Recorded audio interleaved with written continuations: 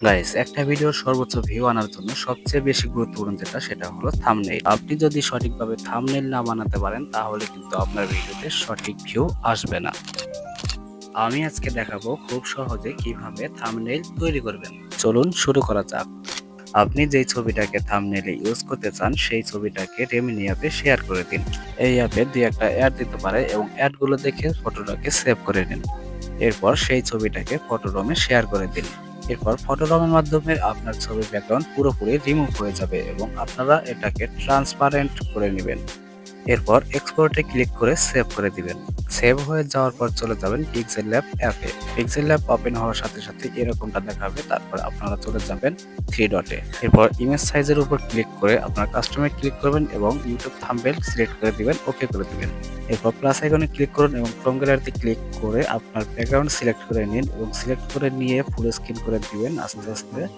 Full screen হয়ে যাওয়ার পরে আবারও দিয়ে দিবেন প্লাস আইকনে। এরপর আপনারা যেই ছবিটাকে ইউজ করতে চান সেই ছবিটাকে এইখানে নিয়ে আসবেন এবং ক্রপ করে নেবেন, যতটুকু আপনাদের প্রয়োজন ততটুকু করে নেবেন। এরপর ফটোটাকে আপনারা কোন জায়গায় ইউজ করতে চান বা বসাতে চান আপনারা আগে একটু এদিক ওদিক করে দেখে নেবেন যে কোন জায়গায় ম্যাচ করে। ম্যাচ হয়ে যাবার পরে আপনারা সিলেক্ট করে দিন ওই জায়গায় এবং এই জায়গায় ক্লিক করে লক করে দিন। এরপর আবারও প্লাস আইকনে ক্লিক করে গ্যালারিতে চলে যাব এবং আমরা সিআইডি লোগোটা এখানে নিয়ে আসবো। নিয়ে আসার পর আমরা দেখবো কোন জায়গায় ম্যাচ করে। যে জায়গায় ম্যাচ হয়ে যাবে সেই জায়গায় আপনারা লোগোটাকে রেখে দিন। এই থাম্বনেইলটিতে আমরা আরো একটি পিক ইউজ করব, তাই আমরা গ্যালারি থেকে আরো একটি পিক নিয়ে নিলাম এবং সঠিকভাবে বসিয়ে দিতে হবে। আবার এইখানে যে ৮টি করে ডট দেখতে পাচ্ছেন এগুলোর উপর ট্যাপ করে ধরে থাকলে এগুলো উপর নিচ করা যায়। উপর নিচ করে নেবেন আপনার কোন জায়গায় বসে। এরপর আপনারা লক করে দেবেন সবগুলো। এরপর আমাদের প্রয়োজন হবে একটি রক্তের ছবি। আমরা আগে থেকে একটি রক্তের ছবি গ্রিন স্ক্রিন ডাউনলোড করে ফটোরমের মাধ্যমে আমরা ব্যাকগ্রাউন্ড রিমুভ করে নিয়েছি এবং সেটা আমরা এখানে ইউজ করব।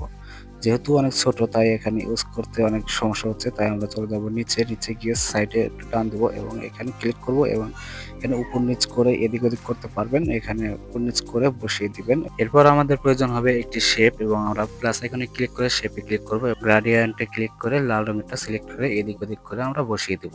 এরপর মেমোরির মতো এই জায়গায় ক্লিক করে দিন এবং সেভ আস ইমেজে ক্লিক করেন এবং কাস্টমে ক্লিক করে দিবেন। এরপর কাস্টমে ক্লিক করে দেওয়ার পর আলটা দিয়ে দিবেন। আলটা দিয়ে সেভ টু গ্যালারি দিয়ে দিবেন, ওকে হয়ে যাবে। গ্যালারিতে চলে গেলে আপনারা ইউজ করতে।